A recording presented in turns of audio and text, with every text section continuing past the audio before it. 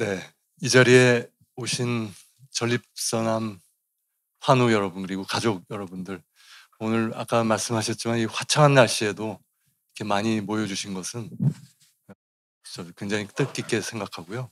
여기 계신 분들 이미 완치된 분들 계실 테고 지금도 암과 투병하고 계신 분도 계실 겁니다. 이렇게 다 모여 주신 것은 전부 한 뜻으로 이 암을 같이 극복해 보고 또 정보를 나누고자 하는 그런 열정에서 오신 걸로 믿고, 저희 의료진 4명이 힘을 합쳐서 최대한 많은 정보를 드리도록 오늘 노력을 하겠습니다. 아마 이미 치료받는 과정에서 전립선암에 대한 정보와 내 암이 어떤 단계이고 내가 지금 어떤 치료를 받고 있고 이걸 다 아시겠지만, 그래도 좀 궁금하신 점이 있으면 이번 자리를 통해서 좀 해소됐으면 하는 바람입니다. 끝으로 이런 좋은 자리를 마련해 주신 우리 혈액암협회 장태평 회장님과 이철환 사무총장님 그리고 모든 직원분들께 감사의 말씀 올리면서 제 인사 말씀 마치겠습니다.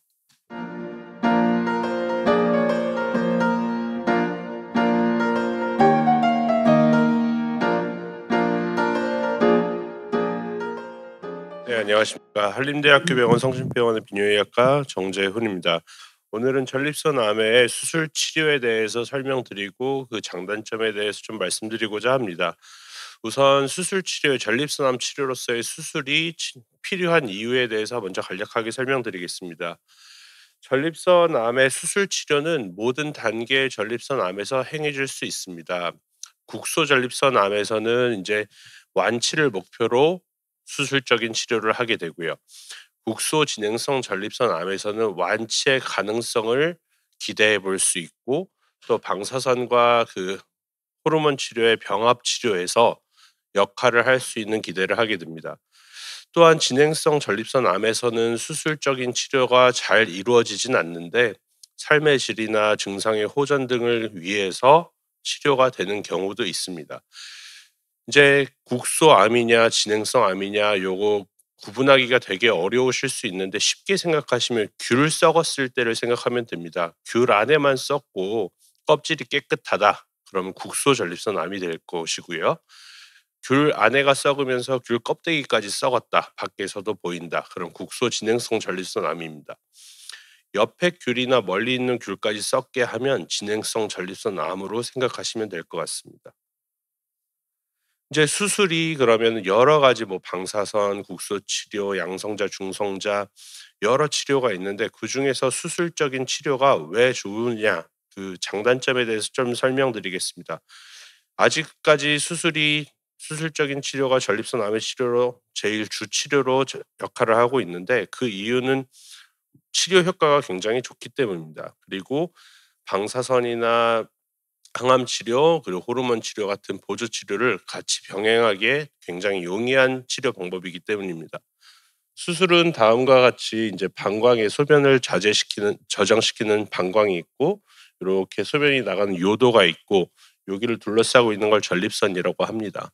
수술은 간단하게 설명드리면은 여기 전립선 위에 방광과 연결된 부위를 자르고, 전립선의 첨부 맨 끝에를 자르고 다시 문 앞에 놓는 것이 전립선암의 수술입니다.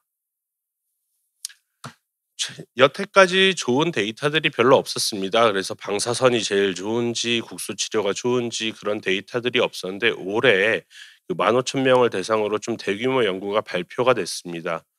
그래서 전립선암에서 치료 성적을 좀 비교를 했고요. 여기서는 이제 수술적인 치료를 받은 분들이 이제 그 암과 관련된 사망률이 제일 우수했다라는 보고가 있습니다. 또한 기대여명 또한 이제 수술을 받는 것이 조금 더 좋은 결과가 보였습니다. 이 연구에서는 이제 낮은 위험도의 악성도가 순한 암의 전립선암의 경우에서는 어떤 치료를 받든지 큰 상관이 없지만, 조금 더 공격적인 전립선암에서는 수술적인 치료가 조금 이제 생존율에 도움이 되지 않을까라는 결론이 났습니다. 그러나 전립선암이 모든 것이 다 좋은 것은 아닙니다. 전신 마취 하에 수술을 받으셔야지 되는 것이고 수술과 동반되는 통증을 경험하셔야 됩니다. 아무리 진통제를 사용을 하더라도 어느 정도의 고통은 수반될 수밖에 없습니다. 또한 그거는 일시적으로 지나가는 이벤트지만 요실금과 발기부전의 발생은 좀 다른 얘기입니다. 요거는 좀 오래 지속이 되고 굉장히 안 좋아졌다가 서서히 회복되는 것을 기대해 볼 수 있습니다. 이제 수술의 방법에는 크게 세 가지로 나눌 수 있습니다. 로봇 수술 방법과 복강경 수술 그리고 개복 수술 이렇게 세 가지 방법이 있는데 이제 회복과 밀접한 연관성이 있습니다. 암 치료 성적과도 어느 정도는 밀접한 연관성이 있지만 요실금과 발기부전이 발생되는 정도와 회복될 수 있는 가능성의 차이가 있습니다. 그래서 개복보다 그림에서 보시듯이 개복보다 복강경, 복강경보다 로봇이 이제 성기능 재활 비율이 월등하게 높음을 알 수 있고요. 그리고 개복보다 로봇 수술이 그리고 로봇 수술의 경험이 많아질수록 더 이제 성기능이나 요실금 회복에 더 도움이 된다라고 알려져 있습니다. 지금 요런 장점이 너무 명확한 차이가 있기 때문에 지금 국내에서도 전 세계적으로도 전립선 암 수술은 대부분 로봇이 행해지게 되고 있습니다. 그래서 오늘 로봇 수술에 집중해서 좀 설명드리고자 합니다. 이제 로봇 수술은 뭐 로봇 수술뿐만 아니라 뭐 복강경 수술도 그렇고 개복 수술도 마찬가지인데 하고 싶다고 다 모든 거를 다 얻을 수 없는 수술법이기 때문에 이제 로봇 수술은 저희가 원하는 대로 조금 더 조율이 가능하기 때문에 요걸 세세하게 설명드린다면 수술이라고 하는 거는 제일 첫 번째 목표는 암의 치료입니다. 암을 얼마나 잘 다스리느냐가 첫 번째 목표일 것이고요. 두 번째 목표는 이제 어쩔 수 없이 발생하는 요실금과 발기능이 처음부터 덜 심하게 그리고 회복의 가능성을 최대화시키는 이것이 두 가지 목표를 다 채택을 해야 되는데 이게 양면의 동전처럼 두 개가 상호적으로 좀 반대되는 역할을 하게 됩니다. 그래서 최대한 살리고 보존적인 치료를 하면은 기능적으로는 유리할 것이고 암 치료 성적에서는 더 넓게 더 험하게 수술을 해 주는 것이 더 치료 성적이 좋을 것입니다. 그래서 요 구분을 잘 하고 어떻게 수술할지 잘 결정을 하고 그걸 수행해 내는 것은 그 주치의의 능력이라고는 생각을 합니다. 그래서 각각 세부적으로 본다면은 암 치료 성적과 관련해서 절제면 우리가 인제 전립선을 떼어냈을 때 끝부분에 암이 남아 있을 확률 그것이 절제면 양성이라고 합니다. 그래서 저희가 요렇게 전립선을 도려냈는데 이 끝부분에 암이 있다면 실제로 몸에 암이 남아 있을 수도 있고 그렇지 않다 하더라도 잘 치료가 됐다 하더라도 재발 확률이 조금 더 올라가게 됩니다. 그러면은 이 절제면 양성은 왜 생기느냐? 크게 두 가지 경우로 나눌 수 있습니다. 그래서 암 자체가 굉장히 공격적이고 진행이 되어 있기 때문에 최대한 멀리서 절제를 했음에도 불구하고 암이 남아 있는 경우가 있습니다.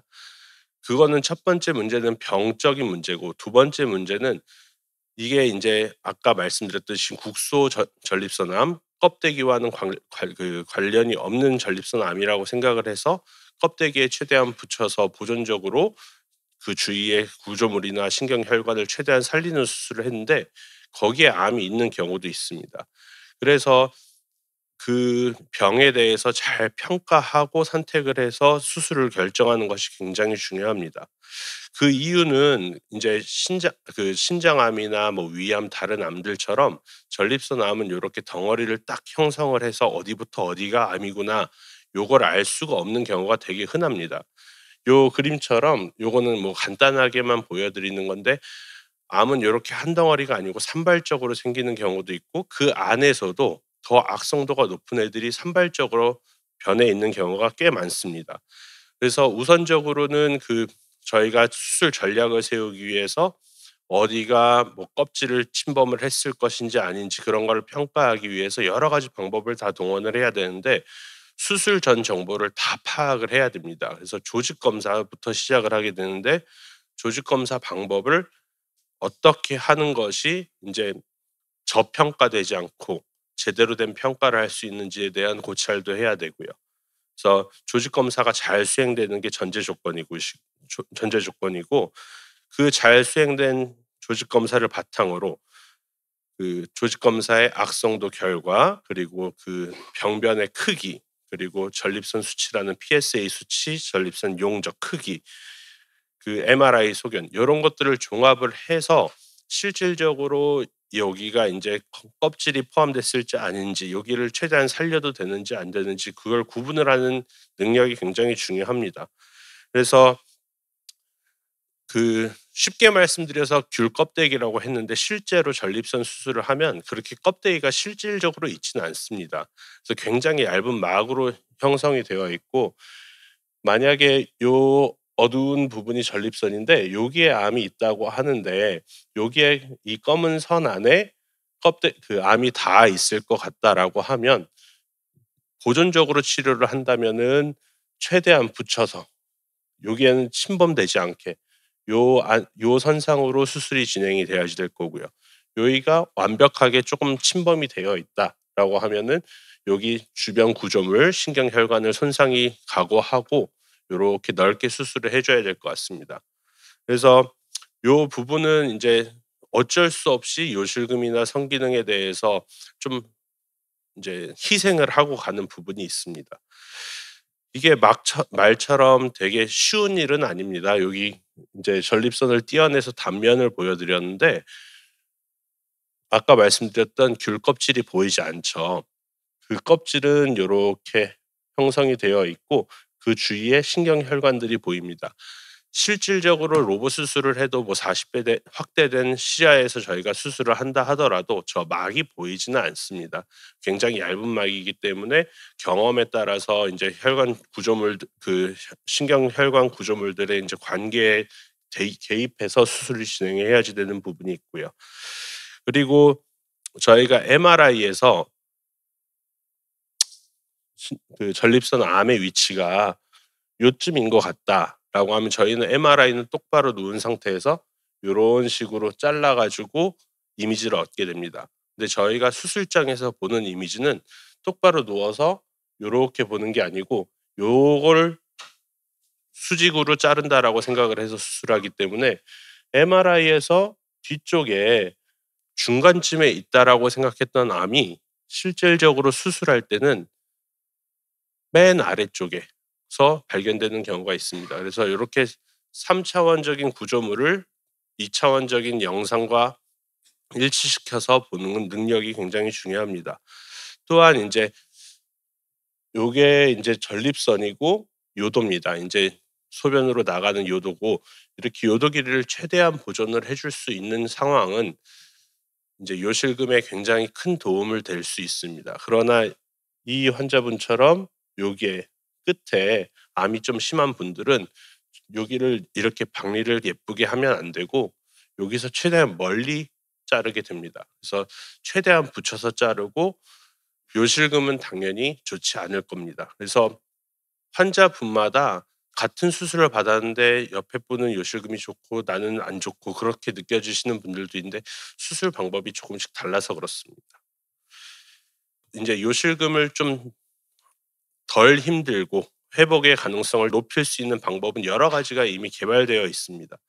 방광을 작게 열고 아까 말씀드렸듯이 요도 길이도 최대한 보존하고 주위의 신경혈관도 최대한 보존하고 수술 후에 그 전면과 후면을 보강을 해 주고 요도도 고정을 해 주고 요런 방법은 모든 수술에서 동일하게 적용을 할 수 있습니다. 그리고 같은 로봇 수술이지만 최근에는 인제 요실금에 조금 더 도움이 되는 수술 방법이 쪼끔 더 개발이 돼서 사용을 하고 있는데 요것도 자세하게 설명드리겠습니다. 인제 로봇 수술이라고 해도 전통적으로 배에 구멍을 한 5개 뚫어 다섯 개에서 7개 뚫어 가지고 여기가 방광이고 여기가 전립선인데 보통 배로 들어가서 이렇게 방광을 밑으로 내리고 이 위에서 수술을 하는 게 일반적입니다. 그래서 요렇게 전립선을 요렇게 자르고 다시 연결을 해 주는 게 일반적인 수술 방법입니다. 근데 요게 방광을 몸에서 떨어뜨려 놓기 때문에 요실금이 좀 심해진다라는 소견이 있습니다. 그래서 개발되었던 게 뒤쪽 접근법 수술입니다. 뒤쪽 접근법은 이제 배 안에서 요렇게 방광을 여기 배에서 떨어뜨리지 않고 밑으로 들어가서 밑에서 요렇게 잘라서 전립선을 드러내는 수술의 방법이 있습니다. 근데 요거는 저희가 시각적으로 요렇게 보는 거랑 위로 올려다 보는 거랑의 차이가 있듯이 시각적으로 좀 불리한 부분이 있습니다. 그러다 보니까 절제면 양성의 비율이 조금 더 올라가는 단점이 있습니다. 그러나 요실금에는 확연하게 좋은 결과를 보이고는 있습니다. 그래서 그거를 대체해서 최근에 발표되고 최근에 도입된 게 이제 방광 안으로 실질적으로 로봇이 복강이 아니라 방광 안으로 들어가서 이 안에서 인제 방광을 몸에서 떨어뜨리지 않고 안에서 수술하는 방법이 있습니다. 그래서 요렇게 방광 안에서 수술을 하면 시야는 전통적인 수술 방법과 비슷하고, 그리고 인제 방광을 떨어뜨리지 않기 때문에 요실금에 조금 더 효과가 있다, 결과가 있습니다. 앞서 말씀드렸듯이 인제 뒤쪽 접근법도 되게 좋은데 요거는 절제면 양성 비율이 조금 올라갈 수가 있고요. 그래서 최근에 인제 많은 기관에서 아직은 하고 있지 않습니다. 로봇 기구의 문제도 있고 기술적으로 좀 어렵기 때문에 이렇게 방광 안으로 수술을 하게 되는 경우도 있습니다. 의사들의 역할은 여기까지입니다. 환자분들, 가족분들이 도와주셔야 되는 부분이 있습니다. 그래서 요 그림을 보시면은 저희 요렇게 전립선이 있고 소변을 자제시켜 주는 요 근육이 있습니다. 근데 남성분들은 살면서 평생 이 근육을 거의 쓰지 않았습니다. 왜냐하면 여기 전립선이 소변을 막아주고 있기 때문에 이 근육의 힘이나 강도가 굉장히 약합니다. 근데 어느 날 서서히 없어진 것도 아니고 수술을 하고 나서 요 소변을 자제시켜주는 요 큰 구조물이 순간적으로 없어졌습니다. 그러면은 이 괄약근의 힘이 약할 수밖에 없습니다. 그래서 항문 조이는 운동을 통해서 이 근육을 강화시켜 줘야 됩니다. 근데 팔처럼 막 팔 운동을 많이 해서 팔이 두꺼워지는 속도보다 이 괄약근 운동은 굉장히 더딥니다. 여성분들은 이제 나이 들고 출산을 하고 나면 그 근육이 약해지면서 요실금이 생기듯이 이 근육은 자연적으로 시간 지나면서도 약해질 수밖에 없는 근육이기 때문에 역으로 계속 다시 근육을 키워줘야 됩니다. 그래서 끊임없는 노력이 굉장히 필요합니다. 네, 수술 후에 보통은 1년쯤 지나면 더 이상 좋아지는 비율이 약해집니다. 그래서 수술 후부터 1년째까지 정말 어마어마하게 노력을 많이 해주셔야 삶의 불편함을 최소화할 수 있습니다. 그리고 발 기능에 관련해서도 좀 말씀드리겠습니다.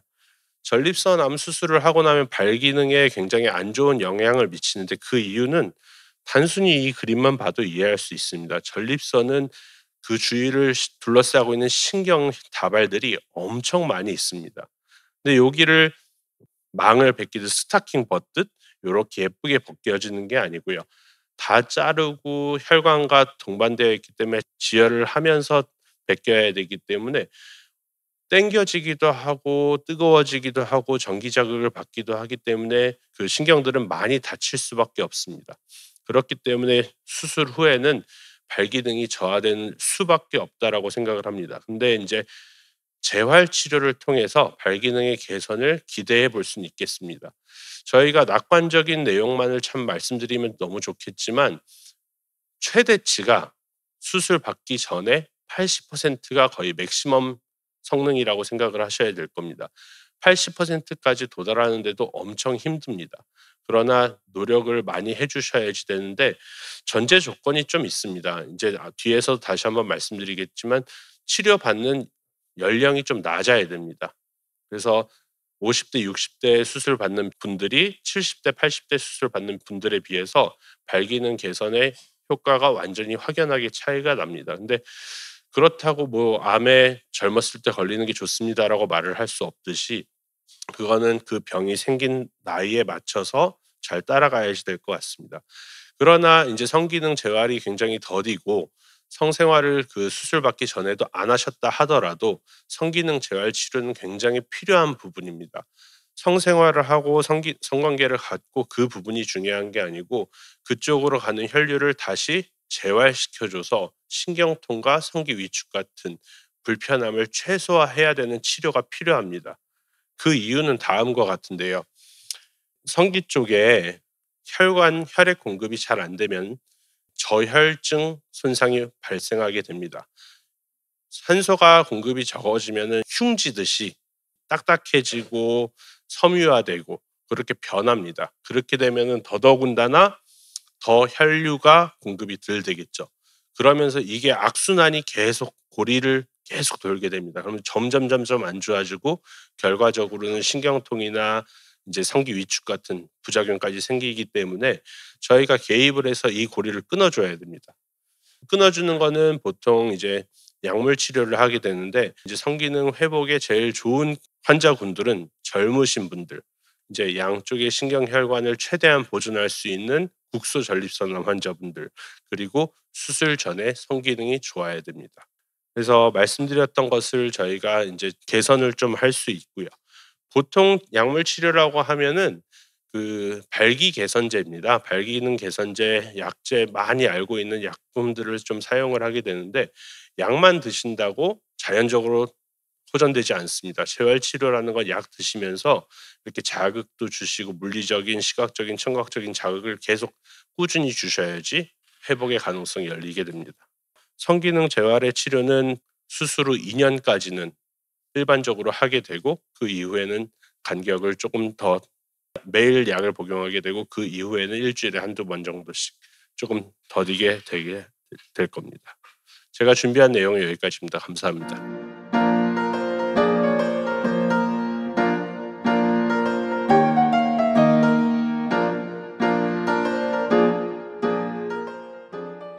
네, 안녕하십니까. 소개받은 경희대병원의 방사선 종양학과에서 근무하고 있는 김연경입니다. 제 소속은 방사선 종양학과입니다. 방사선 종양학과라고 하면 되게 이제 의료인들 사이에서도 좀 생소한 분들이 있을 거고, 방사선 치료만 담당한다고 생각을 하실 수가 있는데, 실제로 저희가 이제 레지던트 생활을 하면서 배울 때는 방사선 치료에 대한 것은 당연히 배우고 종양학에 대해서도 같이 공부를 하고 있습니다.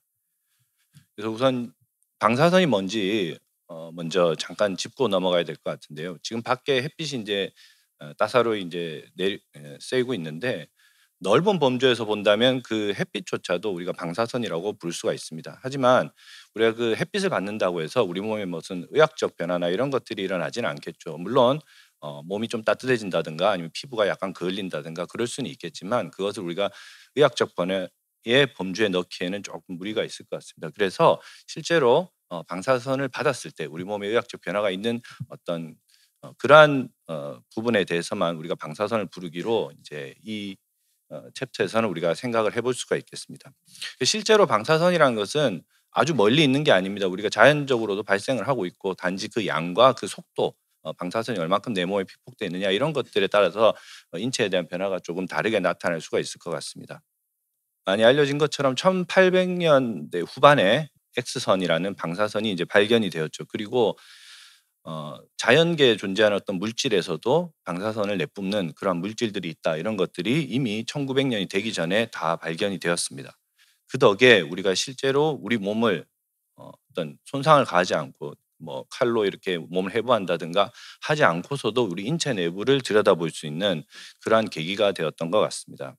왼쪽에 있는 표는 그 의학 중에서도 이제 암 치료, 암 연구에 관해서 200년 동안 굉장히 중요한 사건들을 이렇게 정리해서 발표했던 논문에서 발췌를 한 것인데요. 그중에서 제가 빨간색 네모칸으로 이렇게 표시한 것은 방사선 치료와 관련된 것입니다. 그래서 앞서 슬라이드에서 말씀드린 것처럼 X선의 발견, 그리고 X선을 내뿜고 있는 방사능 물질에 대한 발견이 이미 1900년도가 되기 전에 발견이 되었었고요. 또 하나 중요한 것은 1928년도에 이 방사선을 한 번에 치료하는 것이 아니고 이렇게 잘게 쪼개서 조금씩 분할해서 치료했을 때 굉장한 효과가 있다, 이런 것들이 이미 발견이 되었습니다.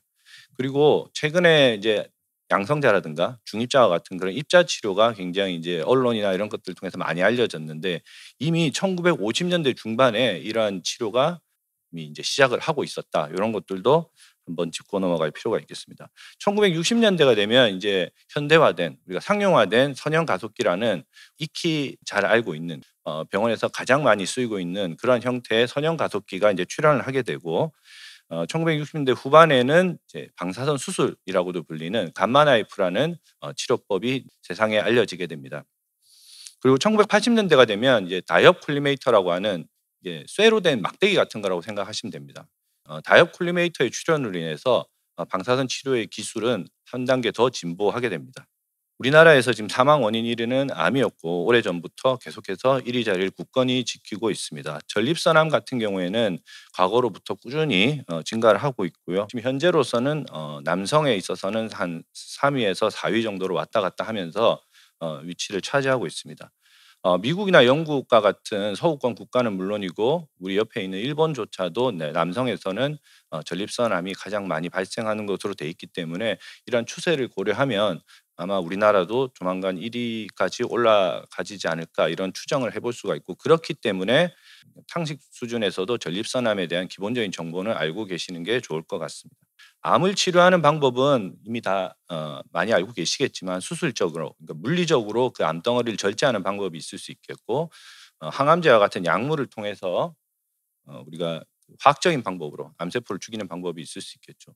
방사선 치료의 경우는 암세포의 DNA를 공격을 합니다. 암세포의 DNA를 공격을 해서 그 암세포의 생존이 더 이상 불가능하게 만드는 것입니다. 그래서 방사선 치료를 크게 두 가지로 나누어 보면, 이 방사선이 어디서 발생되느냐, 그러니까 우리가 표적인 암과의 거리를 우리가 계산했을 때 멀리서 날아와서 암세포를 타격하는 경우, 우리가 일반적으로 알고 있는 이제 방사선 치료라고 하면 체외 방사선 치료를 얘기하게 됩니다. 하지만 그것 말고 방사선이 나오는 물질, 그러니까 방사능 물질이죠. 이런 동위원소를 암이 있는 그 위치 근처 혹은 암 바로 옆에 위치시켜서 거기서 내뿜는 방사선을 가지고 암을 치료하는 방법을 근접 방사선 치료라고 합니다. 대개의 병원에서는 체외 방사선 치료가 주가 되고 있고, 자궁암이라든가 자궁경부암, 두경부암의 일부 이런 데서는 근접 치료가 시행이 되고 있습니다. 전립선암의 경우에 있어서도 대부분은 체외 방사선 치료를 시행하고 있지만 국내 일부 기관과 그리고 해외에서도 일부에서는 방사선이 나오는 그런 물질을 전립선에다 이렇게 심는 임플란트 혹은 이제 브라키세라피라는 용어로도 알려져 있는데, 그렇게 해서 암을 완치시키려는 노력을 하고 있습니다. 자, 이건 방사선 치료의 목표에 대해서 잠깐 살펴보면, 사실 이거는 방사선 치료의 목표가 아니고 모든 치료의 목표가 되겠죠. 가급적이면 치료 효과는 높이고 부작용은 최소한도로 줄이고, 세상에 부작용이 없는 치료를 할 수 있다면 정말 좋겠지만 안타깝게도 이론적으로 현실적으로 그럴 수는 없을 것 같습니다. 그래서 이건 모든 의사의 목표가 되겠습니다. 암세포가 자기 혼자 외따로 떨어져 있으면 그렇게 할 수가 있겠지만, 안타깝게도 암세포는 주변에 정상세포 혹은 정상 조직으로 둘러싸여 있습니다. 암세포가 적군이라고 가정하고 우리가 이제 그 적군과 전쟁을 벌인다고 했을 때, 이 우리나라 한반도에서 떨어져 있는 이런 섬들에 만약에 적군이 숨어 있다고 하면, 그리고 그 섬에 한국 주민들이 별로 없다고 하면, 아예 없거나 뭐 소수만 있다고 하면 거기에 무차별적으로 총알이나 폭탄을 쏟아부어서 없애버릴 수가 있겠죠, 적군을. 하지만 만약에 서울 혹은 광역시와 같은 이런 우리 민간인들이 살고 있는 그런 도시에 적군이 숨어들었다 하면 적군을 죽이기 위해서는 불가피하게 우리 민간인의 어느 정도의 피해도 감수를 할 수밖에 없다. 이렇게 이해를 해볼 수가 있겠습니다. 자, 그러면 어떠한 방법으로 부작용을 줄일 수 있느냐? 크게 두 가지 방법을 제시해 보려고 합니다. 하나는 이 그림을 보시면 1920, 30년대에 이제 파리에서 시행한 실험입니다. 얘는 양인데 양의 정소를 우리가 이제 불임으로 만들려고 하는 겁니다. 방사선을 쏘아서. 그런데 한 방에 많은 양의 방사선을 쏘니까 그림이 약간 불구스름하게 보이는데 피부염이 너무 심하게 온다는 겁니다. 그런데 같은 양의 방사선을 잘게 쪼개서 하루에 조금씩 하니까 불임은 왔는데 피부염이 생각보다 심하지 않더라. 그래서 방사선을 한 방에 강하게 주지 않고 조금씩 나눠서 주면 주변의 정상 조직들이 좀 보존이 되는구나, 이렇게 생각을 하고 있었고, 이 오른쪽에 있는 그래프는 이걸 실험적으로 나타낸 것입니다. 이 세로축은 생존 곡선입니다. 생존 곡선은 뭐냐면 시간이 지남에 따라서 얼만큼 많은 세포가 살아남느냐를 의미하는 것이고, 오른쪽은 선량을 의미합니다. 가령 예를 들어서 우리가 8이라고 쓰여 있는 8그레이라는 방사선을 이 갈색으로 보이는 요 색깔은 한 번에 주는 겁니다. 한 번에 주면 100개 중에 한 개도 살아남을까 말까 한다는 건데, 만약에 이걸 이렇게 4번에 걸쳐서 나눠주게 되면 100개 중에 10개 이상이 살아남는다는 의미입니다. 자, 그러면 우리가 암 치료를 하는데 이렇게 많이 살아남으면 안 되는 거 아니냐, 이렇게 의문을 품으실 수 있는데, 이것은 어디까지나 암세포가 아니고 정상 조직에 대한 내용입니다. 그래서 분할 치료를 한다는 것은 주변에 있는 정상적인 조직을 우리가 최대한 보존하기 위한 하나의 방법이라고 생각하실 수 있겠습니다. 제가 이런 말씀을 드리는 이유는 보통 수술 같은 경우에는 이제 뭐 날 잡아서 하루 마취해서 수술하고 뭐 이제 추후에 이제 추적 관찰을 하게 되는데, 방사선은 뭐 짧아도 한 1, 2주, 길면 뭐 한 6주, 7주 이렇게까지 하게 돼서 환자분들이 왜 이렇게 오래 하나 이게 궁금해하시고, 좀 짧게는 안 되나 이렇게 계속 저희한테 문의를 하시거든요. 그런데 다 이런 이론적인 것들을 근거로 한다, 이렇게 알고 계시면 될 것 같습니다. 또 하나는 물리적으로 피하는 겁니다. 방사선을 잘 조준을 해서 정상 조직에는 최대한 덜 가게 하는 방법입니다. 과거에는 입체 조형 치료라고 해서 이렇게 여러 방향에서 방사선을 쏴서 모양을 만드는 그런 치료를 했습니다. 여기 노란색으로 표시된 게 방사선 유효 선량이 들어가는 범위라고 생각하시면 될 것 같고, 파란색 제가 P라고 돼 있는 게 전립선을 의미하는 겁니다.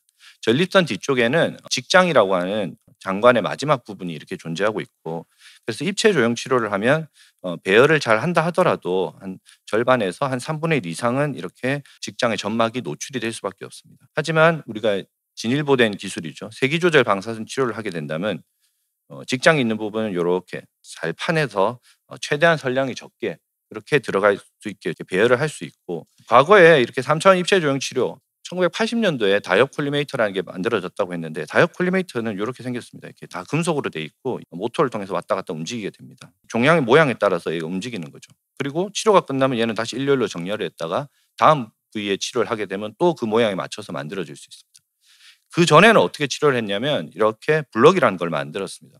이 블럭의 문제점은 뭐냐면 치료 방향이 바뀔 때마다, 그러니까 암을 앞에서 바라보는 것과 옆에서 바라보는 것, 뒤에서 바라보는 건 모양이 다 다를 수밖에 없겠죠. 3차원적인 모양이니까. 그러면 각각의 모양에 따라서 이 블럭을 다 만들어야 되고, 더 중요한 거는 이걸 환자 한 명한테 쓰면 그 다음 환자의 모양이 또 똑같다고 가정할 수가 없겠죠. 다 모양은 다른 거니까.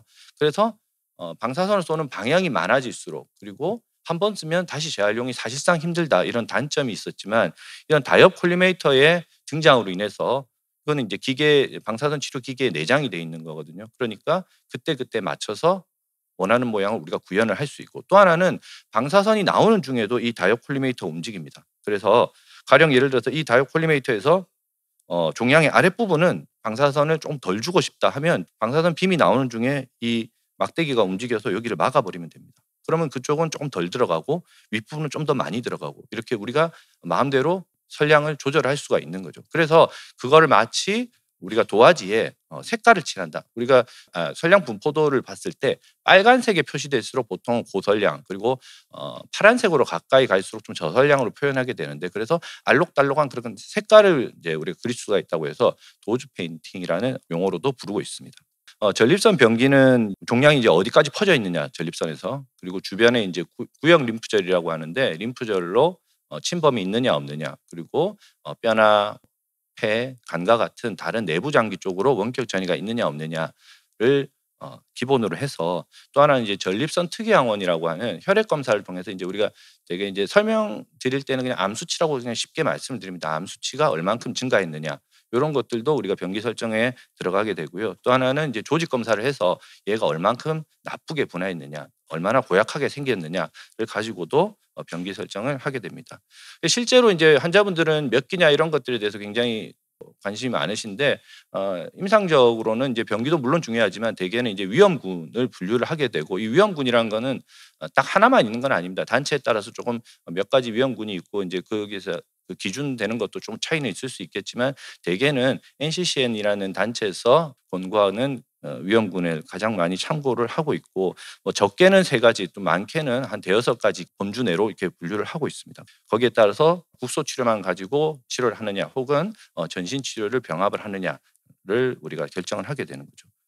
이런 병기나 위험군뿐만이 아니고 환자 치료를 할 때는 당연히 환자의 몸 상태가 어떤지 보셔야 되는데, 대개 모든 암들이 뭐 비슷할 수도 있겠지만 전립선암 역시 나이가 들수록 좀 많이 발생을 하고 있습니다. 그래서 동반 질환이 있는 경우가 많은 거죠. 뭐 당뇨가 너무 심하다든가, 아니면 뭐 천식이 굉장히 심하다, 아니면 뭐 이전에 뇌졸중을 한번 앓으셨다, 뭐 이런 그런 것들이 있기 때문에 무조건 병기가 낫다, 어떤 특정 병기에 있다 해서 이 치료법을 받아야 된다 이렇다기보다는 전체적인 몸 상태를 고려해서 가장 적절한 치료를 권고를 하고 있습니다. 그래서 국소 치료로는 방사선 치료와 수술 등이 있겠고 그 외에 이제 전신적 치료로는 항암 치료도 물론 이제 우리가 이제 남성 호르몬을 박탈하는 흔히 이제 호르몬 치료, 호르몬 주사라고 이제 보통 부르는데 그러한 전신적 요법을 병합을 하는 그러한 치료 전략도 우리가 고민해 볼 수가 있겠습니다. 또 하나는 만약에 병변이 굉장히 이제 초기에 있다 그런 경우에 있어서는 당장의 치료보다는 좀 기다려보는 그런 전략도 우리가 취해 볼 수가 있습니다. 그래서 주기적으로 관찰을 하다가 병변이 이제 진행을 한다 그러면 그때 근치적 치료를 해볼 수가 있겠고 만약에 너무 몸 상태가 좀 많이 안 좋으시고 치료를 받기 적절하지 않다 그렇다고 하면 그냥 병변의 진행에 따른 증상 뭐 예를 들어서 출혈이라든가 통증 완화 이런 목적으로도 방사선 치료를 고려를 해볼 수가 있겠습니다.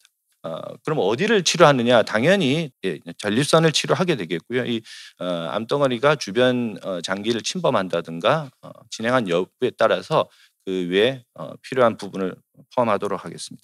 우리가 전립선 치료할 때는 이 그림에서 보다시피 위쪽으로 방광이 있고 뒤쪽으로는 직장이 존재하고 있습니다. 그래서 요 두 장기들이 가장 큰 영향을 받는다. 그리고 아래쪽으로는 남자 성기가 또 위치하고 있겠죠. 그래서 방광, 직장 그리고 성기능 요 세 개가 가장 주된 방사선 치료로 우리가 부작용이 생길 수 있는 위치다 이렇게 생각하시면 될 것 같고 과거에는 우리가 치료를 굉장히 더 길게 했습니다. 7주에서 한 9주 정도까지 이렇게 했고 최근에는 이제 저분할 방사선 치료라고 해서 분할을 적게 한다는 겁니다. 그러니까 총량이 비슷한데 그중에 분할을 적게 하면 하루에 들어가는 양은 당연히 많아지겠죠. 그래서 그것이 기술적으로 이제 가능해졌기 때문에 그리고 이론적으로도 그것이 이득이 있다는 것이 밝혀졌기 때문에 분할을 적게 해서 한 5주에서 6주 그리고 또 하나는 최근에 이제 방사선 수술이라고 부르는 그런 기법들을 이용해서 짧게는 1주에서 2주 정도로 더 극단적으로 짧게 하는 경우도 일부 기관에서 시행을 하고 있습니다. 하지만 지금 가장 많이 시행하고 있는 전략은 저분할 방사선 치료다 이렇게 알고 계시면 될 것 같습니다. 그래서 방사선 치료를 할 때 부작용을 줄이기 위해서 저희가 한 두 가지 정도는 말씀을 드리고 있는데 하나는 여기 방광이 보이는데요. 방광에 만약에 소변이 쫙 빠졌다 그러면 그 방광 위쪽에 있는 소장, 대장과 같은 창자들이 아래쪽으로 내려올 수가 있습니다. 그러면 우리가 치료해야 되는 표적 위치랑 너무 가깝게 되고 그러면 너무나 많은 고설량을 받을 수가 있겠죠. 그래서 방광을 소변을 좀 참아서 이게 우리가 풍선이라고 생각하면 이렇게 부풀게 되겠죠. 그래서 가급적 전립선에서 좀 거리를 멀리 떨어뜨린다. 그다음 뒤쪽에 있는 직장 같은 경우에는 우리가 이렇게 생긴 튜브를 보통 매 치료시마다 삽입을 합니다. 그래서 튜브 끝에는 이렇게 풍선이 달려 있는데 풍선을 이렇게 부풀게 되면 이 전립선이랑 닿은 면적 그러니까 이 안쪽은 어차피 공기가 되기 때문에 많이 포함돼도 상관이 없습니다. 하지만 여기 원주라고 원의 둘레 쪽은 가급적 적게 포함을 시키는 거죠. 또 하나 최근에는 이렇게 이 전립선과 직장 사이 공간에 외부에서 이렇게 바늘로 하이드로겔 같은 이런 물질을 주입을 합니다. 그래서 인위적으로 공간을 넓혀서 직장을 최대한 멀리 떨어뜨리는 그런 전략을 취해 볼 수도 있겠습니다. 그래서 세기조절 방사선 치료 기법을 이용하면 이렇게 빨간색으로 표시된 게 이제 고설량이 들어가는 부분인데 이렇게 이제 직장 벽과 최소로 이제 접할 수 있게 이렇게 만드는 전략을 할 수 있고요. 입체 조형 치료를 같은 환자한테 치료했을 때는 조금 더 많은 원주가 포함이 되는 것을 확인할 수 있습니다. 그리고 매 치료시마다 기계에 내장되어 있는 CT를 이용해서 치료 위치가 잘 맞는지 확인을 하고 우리가 진행을 해도 될지 말지를 판단해서 좀 더 정확한 치료를 하기 위해서 노력을 하고 있습니다. 그럼 이렇게 치료하면 치료 결과는 괜찮냐? 우리 이제 국내 이제 방사선 치료를 하고 있는 기관들이 다 모여가지고 치료했던 환자를 모아서 이제 이 결과를 한번 살펴본 건데요. 여기 보시면 이 모든 위험군 환자를 다 모아봤을 때 전립선 암으로 사망한 확률이 크지 않습니다. 모든 환자를 다 모아도 10년을 지켜봤을 때 95% 정도. 그러면 재발 없이 그냥 다 오래 사셨냐? 그건 아니죠. 재발을 하긴 했습니다. 재발했지만 추후에 제2, 제3의 치료법을 통해서 잘 완치가 됐다 이렇게 생각을 하시면 될 것 같습니다.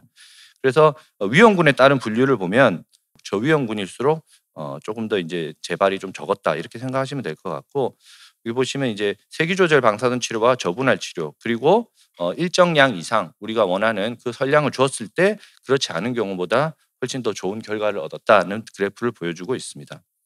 방사선 치료를 하고 나면 부작용에 대해서는 제가 설명을 드릴 때 보통 피로감이나 식욕 분진과 같은 가벼운 전신 반응이 뭐 1, 2주 정도 지속이 될 수 있으나 대개는 그냥 저절로 호전되는 경우가 많다라고 말씀을 드리고 그 외 뭐 배뇨 증상이라든가 설사와 같은 위장관 증상이 있을 수도 있는데 치료가 끝나고 난 뒤에 방사선으로 인해서 직장 점막이 헐거나 이렇게 염증이 생길 수가 있습니다. 그래서 그로 인한 출혈을 호소하시는 분들이 일부가 있고 대개는 또 저절로 좋아지지만 계속 지속되는 분들에 한해서는 우리가 내시경을 통해서 레이저로 이렇게 병변 부위를 찢어서 호전을 시킬 수 있습니다. 양성자 치료 이제 우리가 중입자 치료도 마찬가지입니다. 그냥 입자 치료의 하나의 영역이고 지금까지 말씀드린 거는 우리가 엑스레이, X선에 관한 치료라고 생각하시면 될 것 같습니다. 그래서 여기 보시면 색깔로 표시된 부분은 다 방사선에 노출이 된다는 겁니다. 그리고 아까도 말씀드렸다시피 빨간색이 고설량, 파란색이 저설량입니다.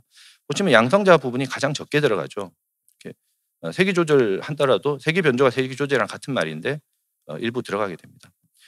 그런데 이렇게 했을 때 이것이 과연 임상적으로 효과가 있느냐, 얼마만큼 효과가 있냐 이게 제일 궁금한 거죠. 이게 들어가긴 들어갔는데 이렇게 연구를 해 보니까 아직까지는 임상적으로 X선 치료와 부작용 면에서 눈에 두드러진 그런 결과를 아직은 보이지 않았다. 이런 연구들 결과가 지금 발표가 되고 있습니다. 이 NEJM이라는 논문인데 이건 이제 의학자라면 누구나 이제 선망하는 것입니다. 그리고 여기에 게재된다는 것은 치료 전략을 바꿀 수 있다는 겁니다. A라는 치료를 만약에 했을 때 효과가 있다는 것이 이 논문에 나오면 치료 공고안이 바뀔 수도 있는 굉장히 중요한 어떤 그러한 논문이 되겠고 여기서 보시면 수술을 하나 방사선 치료를 하나 15년까지 쭉 지켜보니까 100명 중에 한 97명은 사는 걸 기대할 수 있다. 이런 의미를 담은 그래프가 되겠습니다. 근데 중요한 거는 모든 환자가 그렇다는 게 아니고 이 연구에 포함된 환자의 대부분은 저위험군과 중등도 위험군입니다. 그러니까 고위험군 이상의 환자에서는 이 그래프를 적용을 할 수가 없다는 거죠. 그것이 제일 중요한 거고. 그럼 부작용은 어떠냐? 앞서 이제 수술 관련한 부작용은 많이 들으셨겠지만 비뇨 관련 특히 이제 뭐 요실금이나 이런 것들은 아무래도 수술 쪽이 조금 더 뭐 빈번한 것 같고 대신 직장 출혈, 그다음에 혈변 이런 부작용들은 아무래도 이제 방사선 치료에서 좀 더 많이 보이는 것 같습니다. 성기능은 굉장히 다양한 요인들이 복합되어 있기 때문에 사실은 그걸 판단하기가 쉽지는 않을 것 같습니다만 어찌됐든 발기능과 관련해서 방사선 치료를 받았을 때 다른 치료법에 비해서 그렇게 심하지 않다. 보통 이제 방사선이라는 어떤 용어를 들으면 대부분 좀 부정적인 인식을 좀 많이 하시는 것 같습니다. 하지만 방사선은 그렇게 나쁜 건 아니고 유용하게 잘 쓰이고 있고 굉장히 여러분들이 생각하시는 것보다 훨씬 더 좋은 효과를 내고 있고 성과를 내고 있기 때문에 너무 이렇게 부정적인 생각은 안 하셨으면 좋겠습니다. 마지막으로 이제 과거에는 우리가 암이 전이가 됐다 이러면 이제 국소 치료는 사실상 거의 의미가 없다고 생각을 했었는데 최근에는 그러지 않습니다. 한 군데로 전이된 암과 뭐 10군데 이상 이렇게 전이된 암이 같은 우리가 경과를 보인다 이렇게 생각하고 있지 않아서 우리가 최근에는 소수 전이암이라는 어떤 개념으로 우리가 이 치료를 접근을 하고 있고 그 경우에 있어서 원발 부위, 전립선이나 혹은 전이가 된 부위에 방사선 치료를 굉장히 적극적으로 하고 있고 특히 이 전이된 부위에 있어서는 방사선 수술이라고도 불리는 정위체부 방사선 치료를 이용해서 이 부위를 완전히 이제 완치시킬 목적으로 근치적 선량을 우리가 전달할 수 있는 그런 치료를 굉장히 활발히 진행하고 있습니다. 네, 제가 준비한 내용은 여기까지입니다.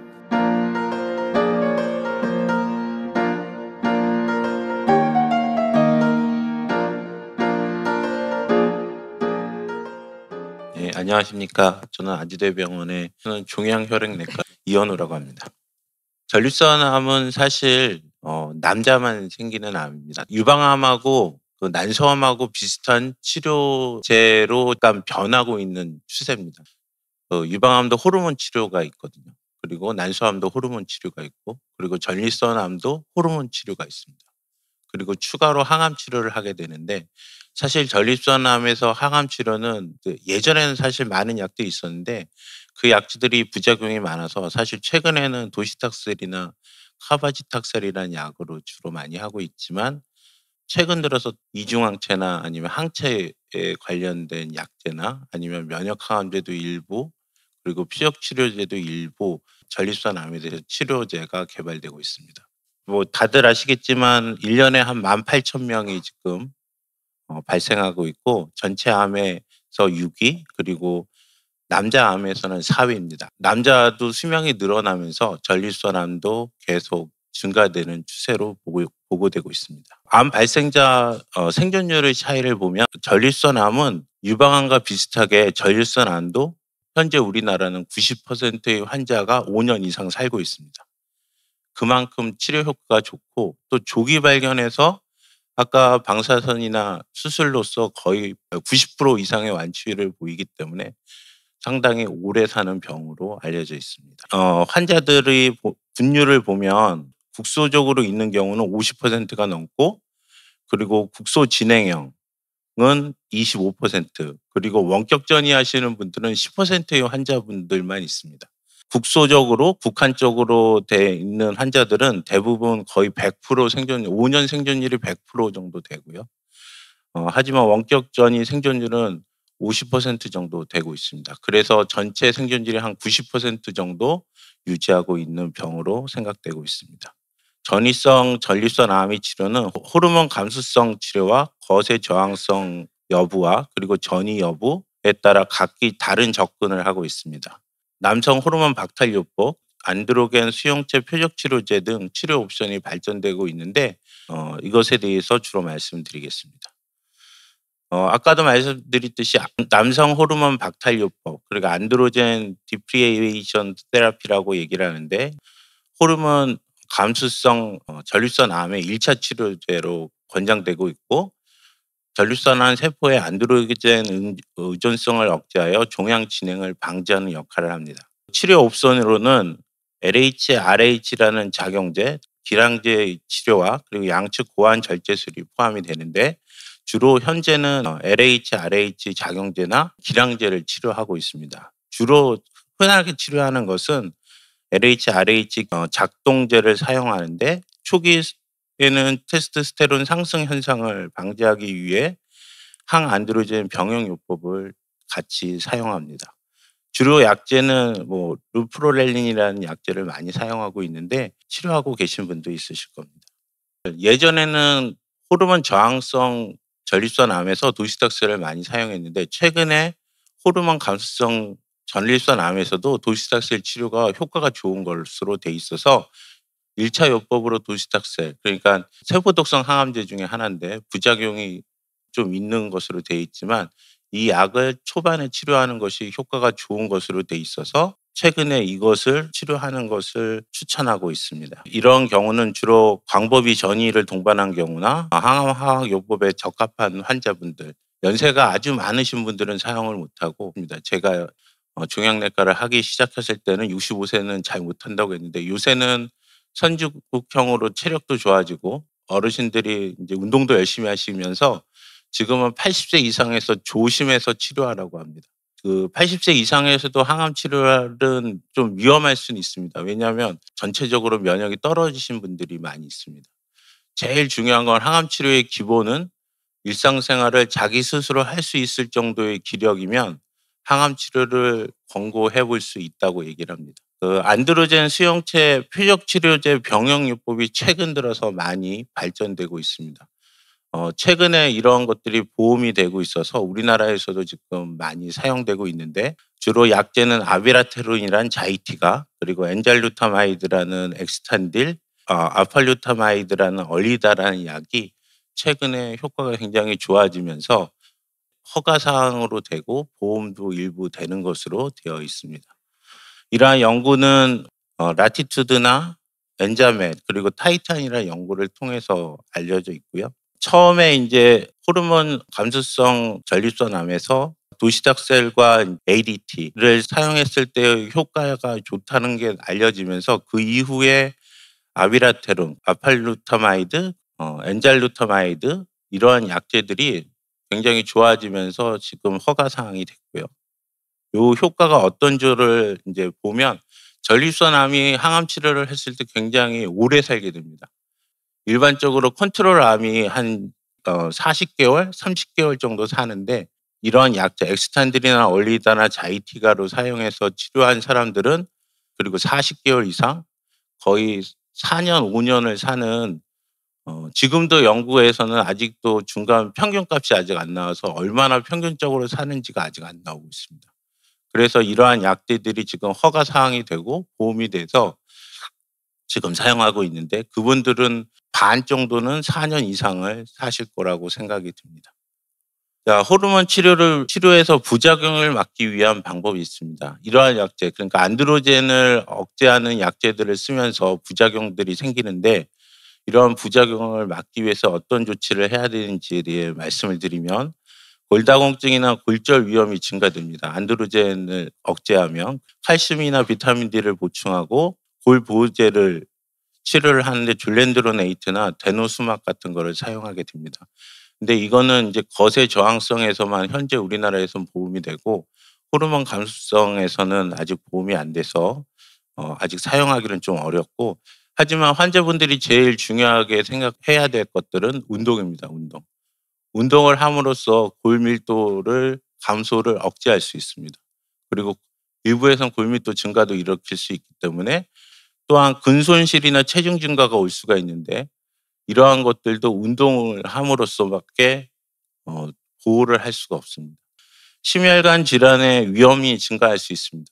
그리고 연세가 들수록 심혈관 질환이 많이 생길 수 있는 위험 요인들이 많이 생깁니다. 고혈압이나 당뇨나 이러한 여러 가지 만성 질환들도 심혈관 질환의 위험 요소들인데, 이러한 것들을 방지하려면 운동밖에 없습니다. 그리고 규칙적인 검진이 중요하고, 생활 습관 개선. 담배는 안 피시고 계시겠지만 술도 좀 적게 드시고 운동을 굉장히 열심히 하시는 게 굉장히 도움이 될 수 있습니다. 그리고 고혈압이나 당뇨는 꼭 조절을 열심히 하시는 게 중요합니다. 그게 조절이 돼야 항암제나 다른 약들도 추가로 치료할 수 있기 때문에, 그것들이 조절이 잘 안 되면 건강에 문제가 생기기 때문에 다른 합병증들이 많이 생겨서 위험해질 수 있습니다. 그리고 당뇨병 위험 증가가 생길 수 있습니다. 정기적인 혈당 조절을 하고, 그리고 당 섭취를 제한하는 식이 관리를 하고, 그리고 유산소 운동이 혈당 조절에 굉장히 도움이 되기 때문에 사실 운동이 중요한 역할을 합니다. 이제 호르몬 치료 때문에 성기능 장애나 우울증이 생길 수 있습니다. 이러한 것들도 사실 약제로서 조절이 가능하면 가능하고, 또한 운동이 또 중요한 역할을 하고, 얼굴이 붉어지는, 그리고 뜨거운 느낌이 오는 것도 남성에서도 올 수 있습니다. 카페인이나 매운 음식, 알코올을 피하는 것이 열감을 줄이는 데 도움이 되고, 그리고 메게스트롤이나 항우울제가 도움이 된다고 얘기를 합니다. 이런 것들은 사실 환자분들이 직접 할 수 있는 거기 때문에 좀 알아두시면 좋을 것 같습니다. 다음은 전이성 거세 저항성 전립선암 치료에 대해서 말씀을 드리면, 처음에 말씀드렸던 약제들이 예전에는 이 전이성 거세 저항성 전립선암에서 사용을 했었습니다. 전이성 거세 저항성 전립선암의 정의를 보면, 내과적 외과적 거세로 테스토스테론 수치를 거세 수준으로 유지 중에도 PSA가 증가하거나 임상 증상이 악화되는 경우를 얘기합니다. 혈중 PSA가 상승이 최소 일주 간격으로 3회 이상 측정하여 2회 상승할 경우, 또는 골스킨에서 새로운 병변이 보였을 때를 정의를 해서, 보험 기준도 이렇게 똑같기 때문에 보험 기준에 한해서만 약제를 변경할 수 있기 때문에 이거를 저희는 지킬 수밖에 없는 상황이긴 합니다. 안드로겐 수용체 표적 치료제가 사실 중요한 역할을 하고 있는데, 이 약제들은 아까도 말씀드렸듯이 아비라테론이나 그리고 안젤루타마이드 같은 약제가 도움이 된다고 얘기를 하고, 초반에 호르몬 감수성 전립선암 치료 때 사용했었던 약제는 호르몬 저항성이 됐을 경우에는 사용을 못하고 그 외의 약제들로 추가적으로 사용을 합니다. 어떤 것이 먼저 사용을 했을 때 도움이 되냐는 사실 많이 알려지진 않았지만 거의 비슷하다고 얘기를 하고, 약제의 부작용이나 아니면 약제의 효과에 따라서 조금씩 선택을 달리하고 있습니다. 세포독성 항암제와 그 외의 약제들을 보면, 카바지탁셀인 이제 세포독성 항암제 제부타나라고 있는데, 이 약의 효과는 PFS라는 것은 약제를 사용했을 때 효과가 어느 정도 되는 기간을 얘기하는데, 호르몬 저항성일 경우는 많지는 않습니다. 2.8개월이고, 하지만 그냥 유지하는 경우들이 있어서 전체 생존 기간은 15개월이라고 얘기를 합니다. 또한 아까 얘기했듯이 유전적인 문제 때문에 생기는 경우가 있는데, 브라카 돌연변이란 전립선암이 있는데, 그러한 전립선암에서는 올라파립이라는 약과 루카파립이라는 약이 효과가 좋은 것으로 되어 있습니다. 그래서 이런 유전자의 표적 치료제가 지금 개발되고 있는 상황에서 NGS라고 해서 유전자 검사가 중요하다고 얘기를 하고 있습니다. 최근에 이제 조피고라는 라듐 223이란 방사선 동위원소 치료가 있는데 이것들은 일부 병원에서 시행이 되고 있다고 알려져 있습니다. 그리고 펜브로리주맙이라는 약은 면역 항암제 중에 일부인데 면역 항암제도 일반 전이성 호르몬 저항성 전립선 암에서는 사실 효과가 그렇게 많이 있는 게 없었습니다. 하지만 린치 신드롬이라는 그 MMR이나 돌연변이가 있는 경우에서는 효과가 있는 것으로 돼 있어서 이러한 약제를 써볼 수는 있을 것으로 생각되어집니다. 유전자 NGS 검사를 최근에 그 전립선 암에서도 권고하고 있습니다. 사실 전립선 암에서 유전자 검사를 하는 경우는 가격이 좀 비싸긴 합니다. 한 200만 원 정도 되고 어려움이 있긴 하지만 최근 들어서 전립선 암의 많게는 15%, 적게는 한 5에서 10%의 환자에서 브라카 돌연변이가 있습니다. 브라카 돌연변이를 확인하기 위해서 NGS를 하는 경우도 있고 또 ATM이라는 유전자를 확인하기 위해서 검사를 하는 방법도 있고 MMR 돌연변이, 면역항암제 효과 있는 그런 돌연변이가 있는지를 NGS로 확인할 수가 있는데 검사와 권고 대상은 위험군 전립선암 환자 그리고 가족력이 있는 경우 젊은 사람에서 발병했을 경우에 검사를 하라고 권고는 하고 있습니다. 전립선암은 70%에서 뼈전이를 합니다. 뼈전이가 일부에서 있을 경우에는 방사선 치료가 도움이 많이 되고 있고 그 외의 치료로 이제 엑스지바라는 데노스맙이라는 약제나 줄렌드로네이트라는 약제가 그 도움이 되는 건 골절의 위험률을 줄인다고 얘기를 하고 있습니다. 그 외에 칼슘이나 비타민들을 같이 복용하는 것이 도움이 되고 있고 이러한 골전이가 심할 경우에는 사실 골절의 위험도가 있기 때문에 미리 방사선 치료나 이런 골절의 위험도를 줄이는 치료를 하는 게 중요하다고 알려져 있습니다. 골절이 되는 거는 이제 뼈전이나 이런 것들을 확인해서 그 뼈전이 위치에 따라서 골절의 위험도가 달라질 수 있기 때문에 각 주치의 선생님하고 상의하시면 좋을 것 같습니다. 최근에 데노스맙이나 이제 줄렌드로네이트가 두 가지가 골절 방지 효과가 있다고 하는데 그중에 데노스맙이 조금 더 좋다고 얘기를 합니다. 하지만 이제 부작용으로 저칼슘 혈증이나 칼슘 비타민 보충이 필요하다는 거 그리고 상대적으로 비싼 게 단점이고 그리고 줄렌드로네이트는 신기능 손상 위험이 있고 턱뼈 괴사 가능성이 있습니다. 그리고 조금 저렴한 게 장점으로 그래서 각각의 교수님들에 따라서 선택의 폭이 조금 다르긴 하지만 그런 선택에 따라서 달라질 수 있다고 합니다. 여태까지 말씀드린 거를 정리하면 호르몬 반응성, 호르몬 저항, 감수성 전립선 암에서는 방사선 치료, 도시탁셀, 자이티가, 엑스탄딜, 얼리다 등을 써볼 수 있습니다. 그리고 최근에는 이제 3제요법, ADT, 도시탁셀, 아비라테론, 자이티가 같은 것들을 3제로 해가지고 치료하는 것이 지금 임상 연구 진행 중이고 효과가 좋다고 나오고 있습니다. 그래서 아직은 우리나라에서는 아직 3제요법이 아직 허가가 많이 되고 있지는 않은데 이제 앞으로 많이 될 예정입니다. 그 이후에 이제 호르몬 저항성 전립선암이 됐을 경우 도시탁셀을 안 썼을 경우에는 도시탁셀이나 자이티가나 제부타나나 그리고 엑스탄딜을 사용할 수 있고 라듐 223이라고 방사선 치료가 있는데 그 방사선 치료도 핵의학 치료가 있는데 그 핵의학 치료도 최근에 허가가 돼서 사용하는 것으로 알려져 있습니다. 브라카 뮤테이션이 있을 때 돌연변이가 있을 때 파프 이니비터를 사용하고 PSMA라고 프로스테이트 스페시픽 멤브레인 안티전이라는 표적이 있는데 이 표적에 따른 약제가 최근에 개발돼서 임상 시험을 하고 있는 것으로 알려져 있습니다. 아까 이 말씀드렸던 PSMA에 대해서 방사선 동위원소를 붙여가지고 치료를 하는 방법이 있는데 그게 루테움이라는 약제입니다. 이것은 표적이 전립선 암세포에 가서 방사성 핵종을 주어서 방사선 치료를 하는 것입니다. 그래서 이러한 것은 표적이 굉장히 정해져 있어서 효과가 굉장히 좋다고 알려져 있어서 최근 각광을 받고 있는 치료고 얀센에서 만든 약제인데 이것도 세포에 이 방사선 동위원소를 항체에다가 붙여가지고 이것 또한 KLK2라는 진에 대해서 타겟으로 만든 약제입니다. 그리고 이중 항체 치료로 잘루리타그미그라고 있는데 이것은 스팀1이라는 타겟을 표적을 하는 약제인데 이 약은 면역세포 중에 T세포가 있는데 T세포를 활성화시켜서 암세포를 죽이는 약제로 알려져 있고 2상, 3상 아직 연구가 더 필요한 것으로 되어 있습니다.